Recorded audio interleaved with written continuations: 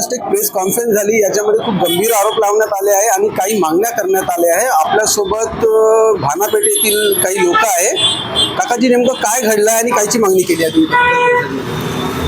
आमच्या वडिलांची Bhanapeth ward number Ankleshwar ward number 2 मध्ये आमच्या वडिलाच्या इच्छाचं घर होतं.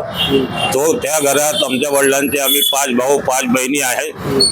त्यात आम्हाला आमचा हिस्सा मिळावा यासाठी आम्ही कोर्टात केस टाकलेली आहे. त्याच्या आधी आम्ही त्याला राहुल चौधरी जो काँग्रेसकडून निवडून आलेला आहे वार्ड मेंबर म्हणून, त्याला आम्ही आधी प्रेमानं समजवलं का भाऊ, तुला जर हिश्श्याचं घर घ्यायचं असेल तर आम्ही आमच्या 9 वारसांना आमचा अधिकार आम्हाला देऊन टाक, वाटलं तू घर बांधून घे. त्यांनी तो न ऐकता तो उलटा माझ्याशी मजुरी करायला लागला. तुमच्याशी जे होते ते तुम्ही करा, मी तर घर बांधणार या भाषेत बोलला. त्याच्यानंतर आम्ही नगर परिषदला ॲप्लिकेशन दिलं. नगर परिषदने काही न करता नंतर आम्ही वकिलाला हा स्टेटमेंट देऊन कोर्टात केस आमची चालू आहे आणि त्याला कोर्टाच्या आदेशाची स्थगित दिली.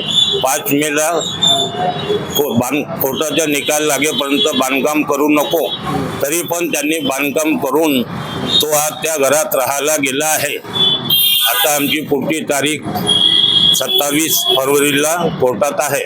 आता पाहू त्याच्यात निकाल काय येते. आपल्यासोबत मनसेचे जिल्हा उपाध्यक्ष राजू कुकडे आहेत. दादा, कशासाठी कॉन्फरन्स घेतली आणि नेमकं राहुल चौधरी जे काँग्रेसचे आता नवनिर्वाचित जे आहे नगरसेवक आहे, त्यांनी आपल्या स्वतःच्या परिवाराचे जे आहे संपूर्ण नावं जे खोडून, जे 10 वारसांमध्ये 9 वारसांना ज्या त्यांचे नावं खोडून ज्या स्वतःच्या परिवाराचं नाव तिथं चढवलं आणि तिथं अनधिकृतपणे बेकायदेशीरपणे बांधकाम केलं. महानगरपालिकेची कुठलीही परवानगी नसताना तिथे बांधकाम करण्यात आलेलं आहे. आणि जे ते निवडणूक लढवताना जो नामांकन फॉर्म दाखल होते, त्या नामांकन फॉर्म मध्ये त्यांचं लिहिलेलं आहे की मी समजा जर अनधिकृत बांधकामदार माझं असेल तर माझं नगरसेवक रद्द होण्यास मी पात्र आहे.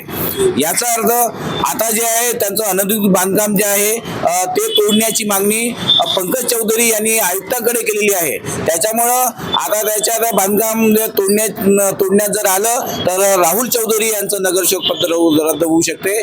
आणि जर समजा रद्द झालं नाही आणि त्याचं बांधकाम तोडलं गेलं नाही तर जे चौधरी परिवार आहे, जे वंचित आहे त्याच्या हक्कापासून, ते सर्व लोक आंदोलन करेल अशा प्रकारचा इशारा देण्यासाठी आज पत्रकार परिषद घेतलेली आहे.